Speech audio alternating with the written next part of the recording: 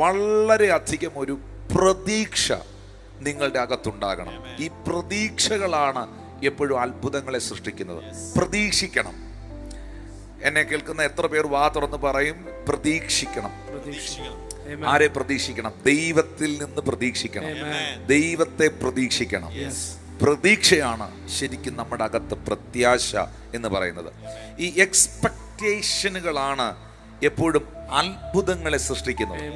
ഞാൻ വീണ്ടും ഒന്നും കൂടെ ആ വാക്ക് എൻ്റെ പ്രിയ സഹോദരങ്ങളോട് പറയാൻ ആഗ്രഹിക്കുന്നു. നിങ്ങളുടെ അകത്ത് ദൈവത്തെ നിങ്ങൾ പ്രതീക്ഷിക്കുന്നവരാണെങ്കിൽ, ദൈവത്തിൽ നിങ്ങൾ ചിലത് പ്രതീക്ഷിക്കുന്നവരാണെങ്കിൽ, നിങ്ങളെയാണ് വിശ്വാസികൾ എന്ന് വിളിക്കുന്നത്. ഹല്ലേലൂയ. ദൈവത്തിൽ നിന്നൊന്നും പ്രതീക്ഷിക്കാത്തവരുണ്ട്. ഹല്ലേലൂയ. വില്യം കേറി പറഞ്ഞൊരു വാക്കുണ്ട്, ദൈവത്തിൽ നിന്ന് വലിയ പ്രതീക്ഷിക്കുക, ദൈവത്തിനായി വലിയ കാര്യങ്ങളെ ചെയ്യുക. ഹല്ലേലൂയ. ദൈവത്തിൽ നിന്ന് വലിയവ പ്രതീക്ഷിക്കുക, ദൈവത്തിനായി വലിയ കാര്യങ്ങളെ ചെയ്യുക. ഡോക്ടർ വില്യം കേറിയുടെ വാക്കുകളാണത്. ഹല്ലേലൂയ. ഈ എക്സ്പെക്ടേഷൻ, ആ എക്സ്പെക്ടേഷൻ ആണ് അത്ഭുതങ്ങളെ സൃഷ്ടിക്കുന്നത്. ആവശ്യക്കാരനാണോ നിങ്ങൾ?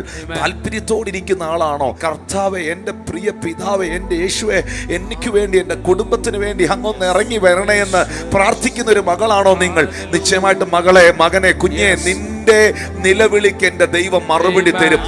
നിന്നെ ഒരിക്കലും കർത്താവ് നിരസിച്ച് കളയത്തില്ല. എപ്പോഴും നിങ്ങൾ ചർച്ചിൽ വരുമ്പോൾ, നിങ്ങൾ ആരാധനയ്ക്ക് പോകുമ്പോൾ ഭയങ്കര പ്രതീക്ഷയോടെ വേണം ഓരോ ഞായറാഴ്ചയും ചർച്ചിൽ വരാൻ. നിങ്ങൾ ഏത് ആരാധനയിലാണ് പോകുന്നത്, എവിടെയോ ആകട്ടെ.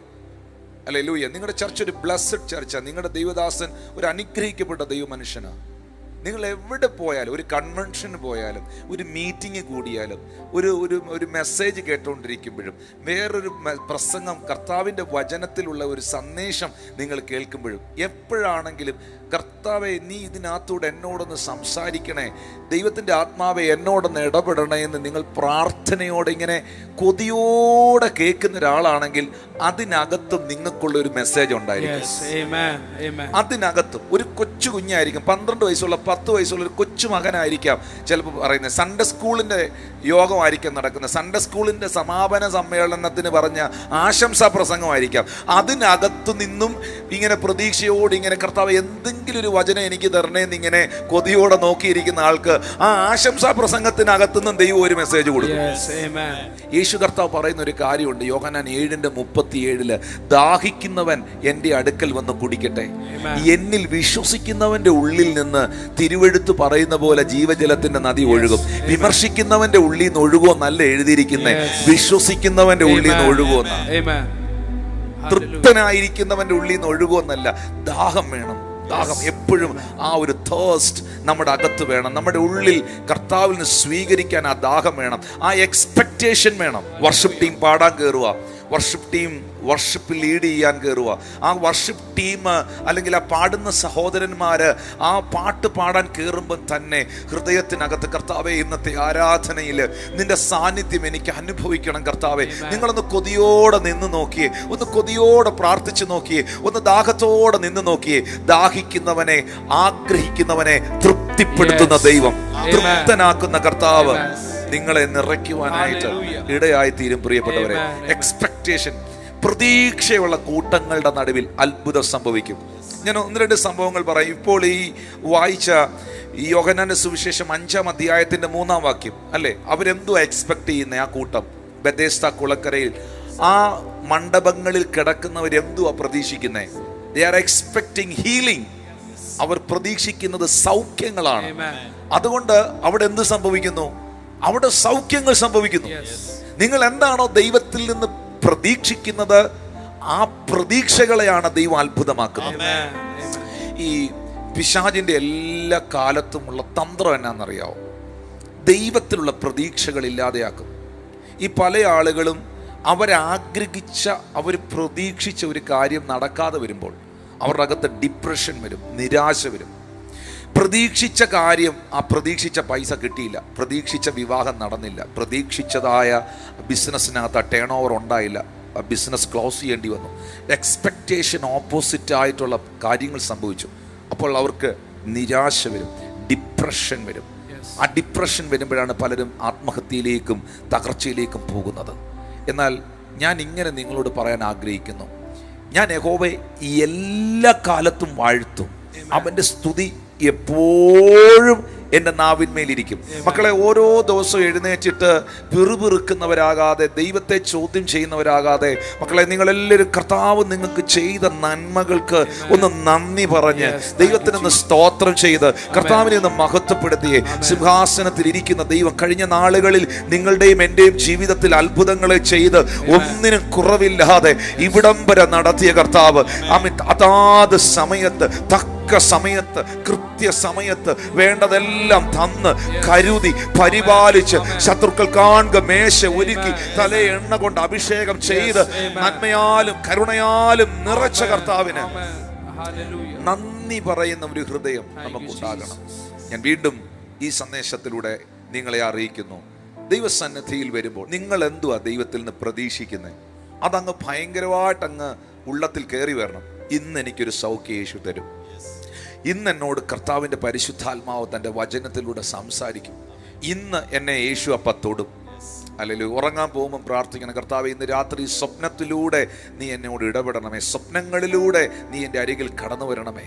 പ്രഭാതത്തിൽ കർത്താവെ ഞാൻ ഉണർന്നെഴുന്നേൽക്കുമ്പോൾ വളരെ ഫ്രഷായിട്ട് നിൻ്റെ ശബ്ദം കേട്ട് നിൻ്റെ വിസിറ്റേഷൻ എനിക്ക് ഉണ്ടായിട്ട് ഞാൻ ഉണർന്നു വന്ന് നിൻ്റെ മുഖം കണ്ട് സന്തോഷിപ്പാൻ, രാവിലെ തോറും കർത്താവെ നിൻ്റെ ദയയും രാത്രി തോറും നിൻ്റെ വിശ്വസ്തതയും വർണ്ണിക്കാനായിട്ട് കൃപ തരണേ എന്ന് പ്രാർത്ഥിക്കണം.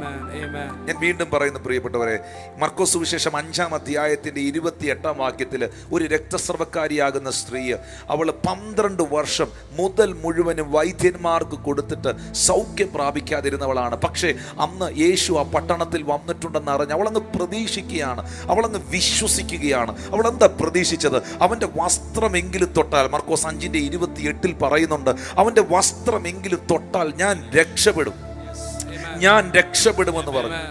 ഞാൻ രക്ഷപ്പെടും. അത് അവളോട് തന്നെ അവൾ പറഞ്ഞതാ, ഞാൻ രക്ഷപ്പെടും. നിങ്ങൾ പറയണം, അത് നിങ്ങൾ പറയണം, ഞാൻ ഗുണം വരത്തില്ല നന്നാത്തില്ല നല്ല പറയണം, ഞാൻ രക്ഷപ്പെടും, ഞാൻ അനുഗ്രഹിക്കപ്പെടും. അതൊക്കെ പ്രതീക്ഷിക്കണം, ദൈവത്തിൽ അങ്ങ് ഉറച്ച് പ്രതീക്ഷിക്കണം. സംശയിക്കാൻ വളരെ എളുപ്പമാണ്. സംശയിക്കാനും സംശയിപ്പിക്കാനും പിശാചും അവൻ്റെ സകല സൈന്യങ്ങളും ഒരുപോലെ രംഗത്തിറങ്ങി നിൽക്കുകയാണ്. പക്ഷെ വിശ്വസിച്ചാൽ നീ ദൈവത്തിന്റെ മഹത്വം കാണും. വിശ്വസിച്ചാൽ നിങ്ങൾ ദൈവത്തിന്റെ മഹത്വം കാണും. അവന്റെ വസ്ത്രത്തിന്റെ തൊങ്കലേലും തൊട്ടാൽ സൗഖ്യം വരും എന്നങ്ങ് പ്രതീക്ഷിക്കുകയാണ്. ഞാൻ ചോദിക്കട്ടെ, ആ പ്രതീക്ഷ അത്ഭുതത്തിലേക്ക് നടത്തിയില്ലേ? ആ പ്രതീക്ഷ വിഫലമായി പോയോ? ആ പ്രതീക്ഷ താറുമാറായി പോയോ?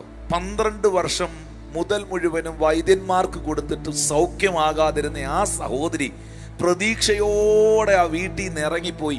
ആ വസ്ത്രത്തിന്റെ തൊങ്കലേലും, യേശുവിന്റെ വസ്ത്രത്തിന്റെ തൊങ്കലേലും തൊട്ടാൽ സൗഖ്യം വരുമെന്ന് പറഞ്ഞ അവളുടെ പ്രത്യാശയ്ക്ക് പ്രതീക്ഷയ്ക്ക് ഭംഗം വന്നോ? വന്നില്ല. ഹല്ലേലൂയ. വേദപുസ്തകത്തില് ലൂക്കോസ് സുവിശേഷം 8-ാം അധ്യായത്തിന്റെ 40-41 വാക്യങ്ങൾ വായിക്കുമ്പോൾ അവിടെ രേഖപ്പെടുത്തിയിട്ടുണ്ട്, യേശു മടങ്ങി വന്നപ്പോൾ പുരുഷാരം അവനെ സന്തോഷത്തോടെ കൈക്കൊണ്ടു. അവരെല്ലാവരും അവനായിട്ട് കാത്തിരിക്കുകയായിരുന്നു. അവരെല്ലാവരും അവനായിട്ട് കാത്തിരിക്കുകയായിരുന്നു. അപ്പോൾ പള്ളിപ്രമാണിയായ യായിറോസ് എന്ന പേരുള്ള മനുഷ്യൻ വന്ന് യേശു കർത്താവിൻ്റെ കാൽക്കൽ വീണു. അവൻ ഏകദേശം 12 വയസ്സുള്ള ഏകജാതയായ ഒരു മകൾ ഉണ്ടായിരുന്നു. അവൾ മരിപ്പാറായതുകൊണ്ട് തൻ്റെ വീട്ടിൽ വരണമെന്ന് അവനോട് അപേക്ഷിച്ചു. പ്രിയപ്പെട്ടവരെ, നമുക്കറിയാം ഈ സമയത്ത് അടുത്ത വാക്യത്തിൽ നമുക്ക് കാണാൻ കഴിയുന്നുണ്ട്, യായിറോസിന്റെ വീട്ടിൽ നിന്ന് ആളുകൾ വന്നിട്ട് പറയുകയാണ്, നിന്റെ മകൾ മരിച്ചുപോയി, ഗുരുവിനെ ഇനി പ്രയാസപ്പെടുത്തേണ്ട. അടുത്ത വാക്യത്തിൽ നമുക്ക് കാണാൻ കഴിയുന്നുണ്ട്, യേശു ആ വാക്ക് കാര്യമാക്കാതെ, യേശു ആ വാക്കിനെ കാര്യമാക്കാതെ, ഭയപ്പെടേണ്ട, വിശ്വസിക്കുക മാത്രം ചെയ്യുക, എന്നാൽ അവൾ രക്ഷപ്പെടും എന്നവനോട് ഉത്തരം പറഞ്ഞു. രക്ഷപ്പെട്ടോ? രക്ഷപ്പെട്ടില്ലേ? ആ മരിച്ചുപോയ കുഞ്ഞിനെ യേശു കർത്താവ് ഉയർപ്പിച്ചില്ലേ? അത്ഭുതം നടന്നില്ലേ? യായിറോസിന്റെ കാത്തിരിപ്പ് വിഫലമായോ?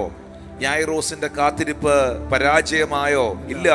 യായിറോസിന്റെ കാത്തിരിപ്പ് പരാജയമായില്ലെങ്കിൽ, 12 വർഷം രക്തസ്രവക്കാരി സ്ത്രീയുടെ കാത്തിരിപ്പ് പരാജയമായില്ലെങ്കിൽ, 18 വർഷം കൂനയായ സ്ത്രീയുടെ കാത്തിരിപ്പ് പരാജയമായില്ലെങ്കിൽ, ബെഥസ്ദയുടെ കുളക്കരയിൽ കിടന്ന 38 വർഷം സൗഖ്യം കാത്തിരുന്നവന്റെ കാത്തിരിപ്പ് പരാജയമായില്ലെങ്കിൽ, അത് അത്ഭുതമായെങ്കിൽ, ദൈവത്തെയും ദൈവത്തിന്റെ പ്രവൃത്തിയെയും കാത്തിരിക്കുന്ന നിങ്ങളുടെ ജീവിതത്തിലും സ്വർഗത്തിലെ ദൈവം ഒരു അത്ഭുതം ചെയ്യും.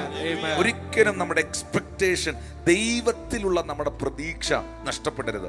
ഞാൻ വീണ്ടും ആ പ്രിയ മകളോട്, മകനോട് ദൈവവചനത്തിൽ നിന്ന് അറിയിക്കുന്നു, മോനെ, മോളെ, സഹോദര, സഹോദരി, പ്രിയ അമ്മേ, പ്രിയ പിതാവേ, ദൈവത്തിലുള്ള നിങ്ങളുടെ പ്രതീക്ഷ ഒരിക്കലും നഷ്ടപ്പെടരുത്. ഇപ്പോൾ ഹോസ്പിറ്റലിലായിരിക്കുന്ന, രോഗക്കിടക്കയിലായിരിക്കുന്ന ആ വ്യക്തിയോടുള്ള ബന്ധത്തിൽ ഡോക്ടർമാരെപ്പോഴും പറയുന്നത്, ചിലപ്പോൾ പറയുന്ന കാര്യമാണ്, സീരിയസ് ആണ്, പ്രതീക്ഷയ്ക്ക് വകയില്ല. ഡോക്ടർമാർ ഒരു പക്ഷേ പ്രതീക്ഷയ്ക്ക് വകയില്ലെന്ന് അവർ പറയുന്നത് ശരിയായിരിക്കാം, അങ്ങനെയായിരിക്കാം. പക്ഷേ ദൈവസന്നിധിയിൽ പ്രതീക്ഷിക്കുന്നെങ്കിൽ, വൈദ്യശാസ്ത്രം പ്രതീക്ഷയ്ക്ക് വകയില്ലെന്ന് പറഞ്ഞതിനകത്തും യേശു അത്ഭുതം ചെയ്തിട്ടുണ്ട്. നിങ്ങൾക്ക് എത്ര കേസ് അറിയാം? എനിക്ക് ഒത്തിരി പേരുടെ ജീവിതാനുഭവങ്ങൾ ഞാൻ കേട്ടിട്ടുണ്ട്, ഒരുപാട് പേരുടെ കേസ് കേട്ടിട്ടുണ്ട്. ഹല്ലേലൂയ. എത്രയോ സാക്ഷ്യങ്ങൾ ഈ പ്ലാറ്റ്ഫോമിൽ ആ നിലകളിലുള്ളത് വന്ന് പറഞ്ഞിട്ടുണ്ട്. അവരിന്ന് ആയുസ്സോടെ, ആരോഗ്യത്തോടെ ഇരുന്ന് കർത്താവിനെ മഹത്വപ്പെടുത്തുന്നു.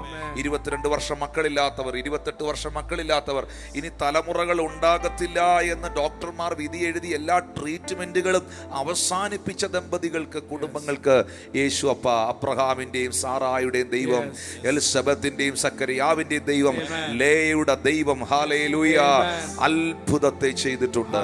ഹന്നായുടെ ദൈവം അത്ഭുതത്തെ ചെയ്തിട്ടുണ്ട്. പ്രതീക്ഷിക്കുക, പ്രതീക്ഷ പോകരുത്. നിങ്ങളുടെ വീട്ടിൽ ദൈവത്തിന്റെ പ്രവൃത്തി വെളിപ്പെടും.